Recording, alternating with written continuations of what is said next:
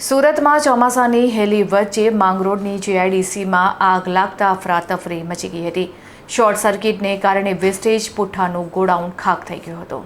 સુરત જિલ્લાના માંગરોળ તાલુકામાંથી આગની એક ચોંકાવનારી ઘટના સામે આવી છે. માંગરોળના નવાપરા જીઆઈડીસી વિસ્તારમાં આવેલી પ્રેમભાવ ટેક્સટાઇલ્સ કંપનીના વેસ્ટેજ અને પુઠ્ઠાના ગોડાઉનમાં મધ્યરાત્રિએ અચાનક ભીષણ આગ ફાટી નીકળી હતી. જોતજોતામાં આગે એટલું રૌદ્ર સ્વરૂપ ધારણ કરી લીધું હતું કે આખું ગોડાઉન લપેટમાં આવી ગયું હતું. ઘટનાની જાણ થતાં જ સુમિલોન ફાયર ફાઇટર સહિત અન્ય 3 ફાયર ફાઇટરની ટીમો તાત્કાલિક ઘટના સ્થળે દોડી આવી હતી. ફાયર વિભાગના જવાનોએ ભારે જહેમત બાદ આગ ઉપર કાબુ મેળવ્યો હતો, જેને કારણે મોટી દુર્ઘટના ટળી હતી. પ્રાથમિક માહિતી અનુસાર આ ભીષણ આગ લાગવાનું મુખ્ય કારણ શોર્ટ સર્કિટ હોવાનું જાણવા મળી રહ્યું છે.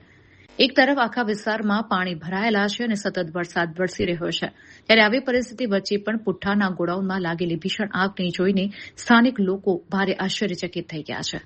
ધોધમાર વરસાદમાં પણ આગ કઈ રીતે આટલી વિકરાળ બની તે અંગે લોકોમાં અનેક તર્ક વિતર્કો સર્જાયા છે. હાલમાં આ મામલે પાલોદ પોલીસની ટીમ દ્વારા ઘટનાસ્થળે પહોંચીને કાયદેસરની તપાસ હાથ ધરવામાં આવી છે. શોર્ટ સર્કિટના કારણો અને આગથી થયેલા નુકસાનની વિગતવાર વિગતો મેળવવા પોલીસ આગળની કાર્યવાહી કરી રહી છે.